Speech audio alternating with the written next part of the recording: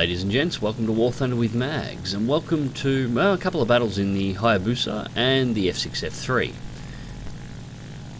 Now, I'm sure it's been noticed that recently I've been putting a lot of videos up of lower level aircraft, and this is because the 1.39 dev server has been released. Generally, when a dev server goes up, there's about a 3 to 4 week period before a patch is going to go live, but people tend to lose their minds in high tiers, mainly Era 4 and Era 5. This is largely because most of the patches tend to have something put in at high levels or change the way the tech trees operate, and as a result people are in a mad rush to try and complete whatever grinds they're working on at that time before the patch drops. I used to be one of them. However, you tend to find when you're flying with people that are counting every single RP point and every single silver line they earn in a battle, instead of just flying because they enjoy the aircraft, wanting to have a good time and wanting to have a good fight, the overall quality of pilots tends to drop. People tend to be a little douchebaggy, and they just don't fly very well, and as a result, anybody who's not grinding and just trying to enjoy aircraft at this level tend to not enjoy it so much. So I usually jump down in that peak before patches drop into lower tier aircraft. Usually, well, in previous patches I used to drop down to the Doomerang. However, since the Doomerang is, well, it's not the plane it used to be, I am now in a search to find that low level aircraft that I enjoy playing and grinding around in. So we're going to start off with the Hayabusa. Now this battle I'm flying with one of my subscribers, Miz. He's also in a Hayabusa. He's flying at a slightly higher altitude than me at the moment. We've just spotted the first two targets coming in. Now we've got a Lag 3 and a Yak 1. Now I was originally looking at the Lag 3, but Miz is in a better position to move on that aircraft, so I decide the Yak 1 will be the plane that I'll engage. He's going to dive in and make sure the Lag 3 is out. There he goes there. And I'm adjusting my flight to put myself in a high position to dive and intercept this Yak 1. Just keeping my airspeed up. The Hayabusa is, it's not a slow plane, but it's not a fast plane in its tier either. But manoeuvrability wise, this thing will outmaneuver Zeros. Its turn rate, its radius is incredible. It can turn so tight. The armament on it is only two 50 caliber machine guns. However, they do have a reasonable ammunition load, and Japanese 50 caliber machine guns are very good in comparison to the 7.62s and the low velocity cannons they carry. Also, why only having one ammunition type and not having cannons, or one weapon type and not having cannons, is a detriment to its overall firepower. It does mean you aren't going to suddenly run into that situation you run into with the Zeros, where you run out of cannon ammunition and suddenly find yourself with only two 7.62s to deal with aircraft that might have high amounts of durability. Now I've spotted a second aircraft. It's moving in on me at the moment, so I immediately take it back into a climb. This is going to kill a bunch of my airspeed, but I don't really mind. It's not really the speed that I'm after at the moment, it's the ability to maneuver on said fighters. So the plane moving in is the second Yak 1. The first Yak 1's pulled out of gun range. I was never going to catch it. Ki-43 is engaging the Yak 1. However, he's breaking off. Yak 1 is going into a dive. So it's my turn.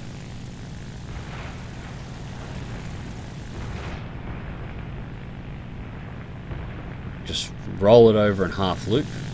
No need for aggressive movements. I'm well and truly more maneuverable than this Yak 1. Providing he keeps turning with me, he will never get away. So shoot for the lead. A little too low on my shots.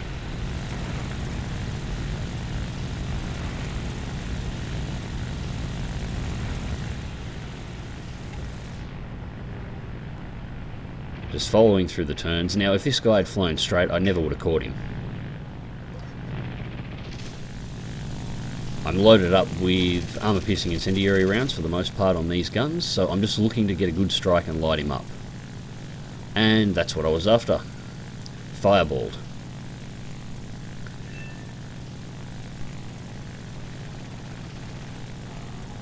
Now that leaves me with 371 MG rounds. Guy comes in to vulture the kill there, so I put in a couple more hits just to make sure the kill is mine and secured. And I break roll out because it's getting a little busy on that guy's tail, a little hazardous to my health. One thing you do need to be aware of, a lot of the low-level players you'll be flying with are fresh out of arcade, and as a result, they tend to not have trigger discipline when you're flying, well, when they're flying the allied aircraft. And the team overall has done very well. All enemy player aircraft are destroyed, so from here it's just a matter of hunting down and eliminating the last AI.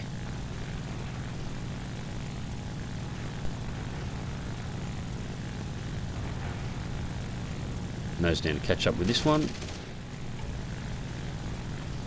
And the amazing part about the Hayabusa's manoeuvrability is it will manoeuvre with I-15s.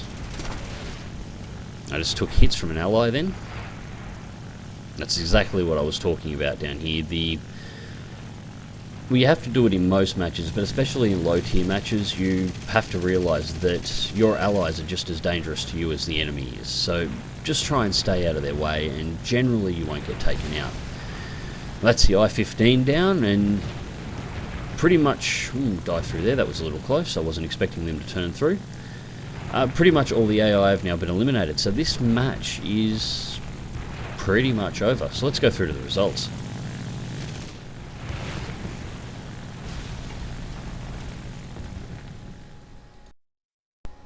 So the results. First place for the team with 2 kills, 1 player, 1 AI. Miz also comes in at second place with 1 player, 1 AI, 2 kills apiece. Final blow, fighter, bulletproof and balancer awards, 24,325 silver lions, 1,902 mod research points, and I finally got around to leading the Hayabusa. Not a bad match overall, if it was a little short. Now, as much as I do love the Hayabusa, it is a fun little plane to play. I don't think it's truly the stress relief plane I'm after. Its manoeuvrability is amazing, but I like playing my planes a little bit faster than that, and I like them to have a fairly decent ammunition load on board. And much like all the other Japanese planes, the Hayabusa is a little anemic on its ammo load. So we're going to have to take a look at something else. So let's go check out the F6F3.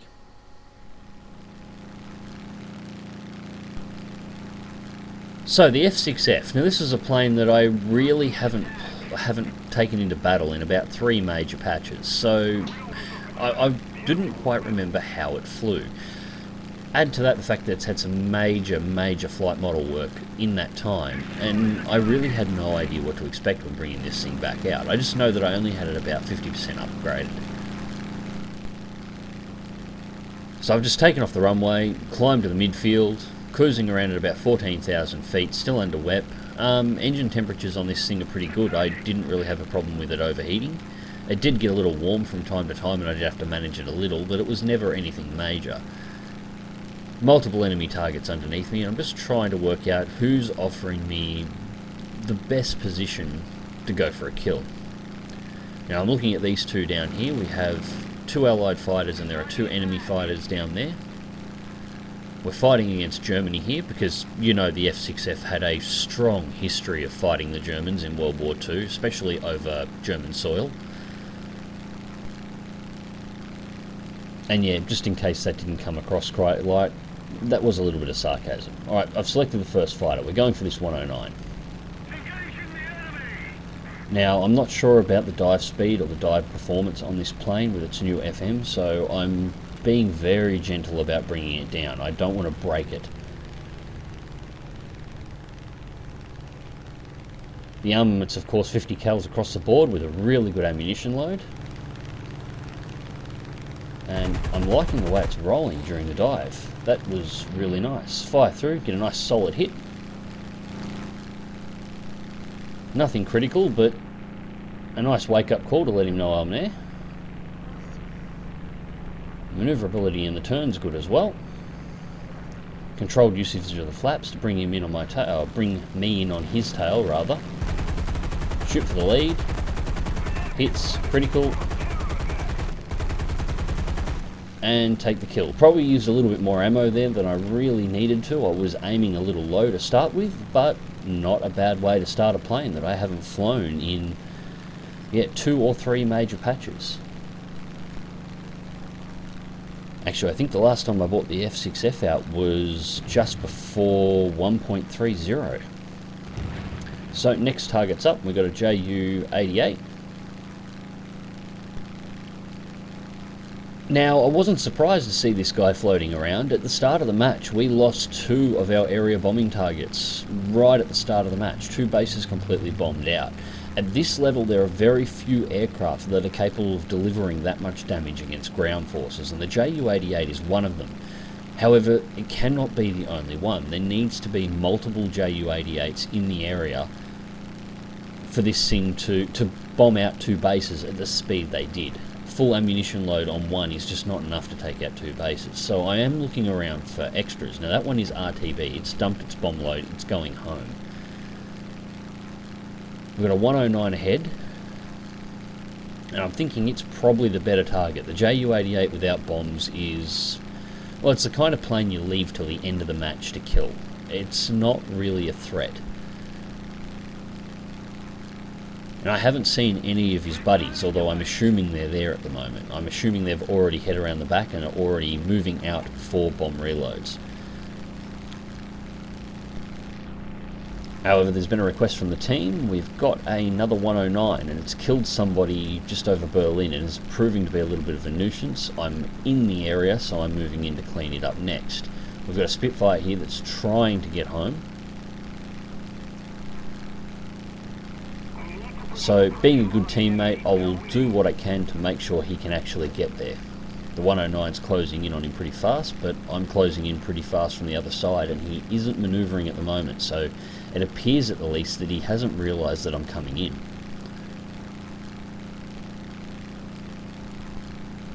.6 out and maintaining 510 kilometres an hour. You know, for this thing's battle rating, this thing is bloody fast. I'm very impressed with what I felt of it so far. I should have really given this thing a try as soon as I found out its flight model was fixed. The last time I flew this aircraft, it could barely climb on carrier maps. It was just a horrible experience to fly it, especially knowing what the real one was capable of. So I've been noticed. Fire through, get a hit. Drop flaps. He tries to scissor. I roll high and around, drop back on his tail. Where is he going? Shoot for the lead, but I'm shooting a little too low. Get a critical hit. Not enough to take him out though. Another hit. Aircraft destroyed. Second kill. So that's 2 planes down, and I'm still sitting on nearly 1,400 rounds of ammunition, and my fuel load is still good, so I've got no reason to go back to base yet. There is another BF-109 that's playing with one of our other F6Fs and a Spitfire over towards their base, and I know a Ju-88 was heading back in that direction. There it is there.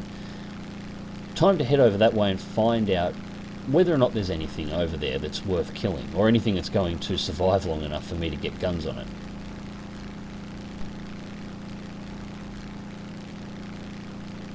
The rest of the team appears to be RTB at this point in time. The Spitfire is sitting high and doesn't look like he's engaging anything at low altitude. I'm actually wondering about his ammunition load at the moment. Now, there are only 3 players left alive in this match. One of them is the Ju-88, and considering I haven't seen any other Ju-88s die at this point, I'm pretty sure that is all that's left on their team. The last 109 just went down, the other F6F took it out.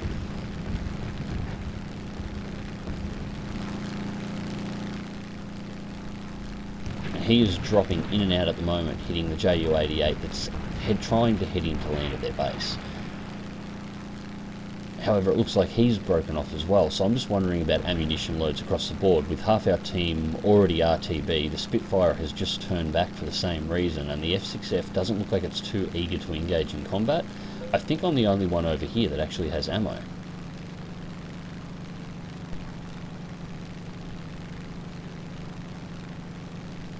Now from here we're going to be moving straight over the top of the enemy airfield. Now I don't think I've seen any of the AA guns get strafed out at this point, so I'm staying high but getting ready to go evasive.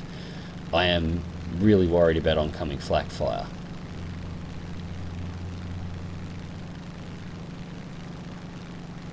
Just monitoring map location.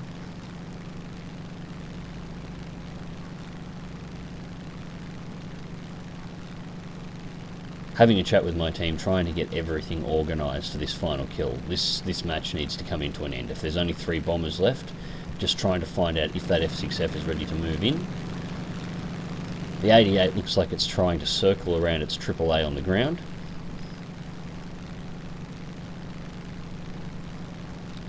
And I'm seeing dots on the runway, so I have 3 targets down on the ground. Time to find out exactly what they are.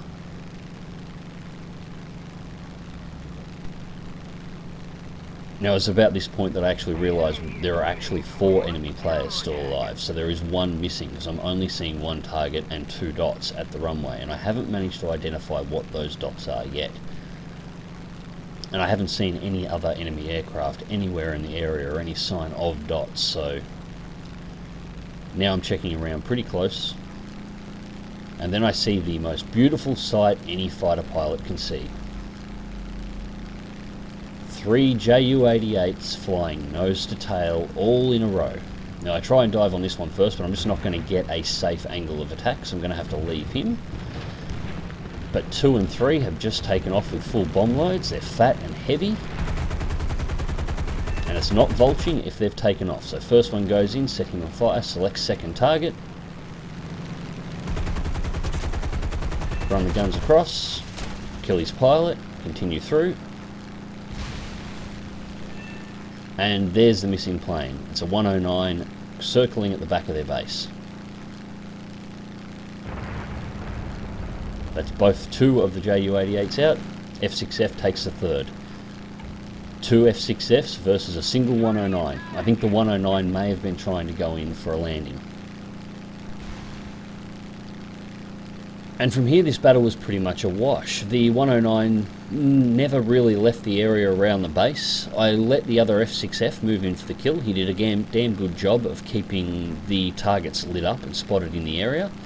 I just went about strafing out the AA around the base, so he didn't have to worry about the AAA coverage, and that brought about the end of the match. So it did take about 10 minutes for him to finally kill the target, however, but I wasn't interested in taking it from him. I told him he could have it.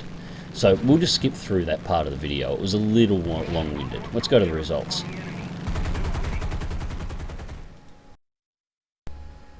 So the results for this battle: first place with 4 kills. Final blow: fighter, bomber, bulletproof and on hand.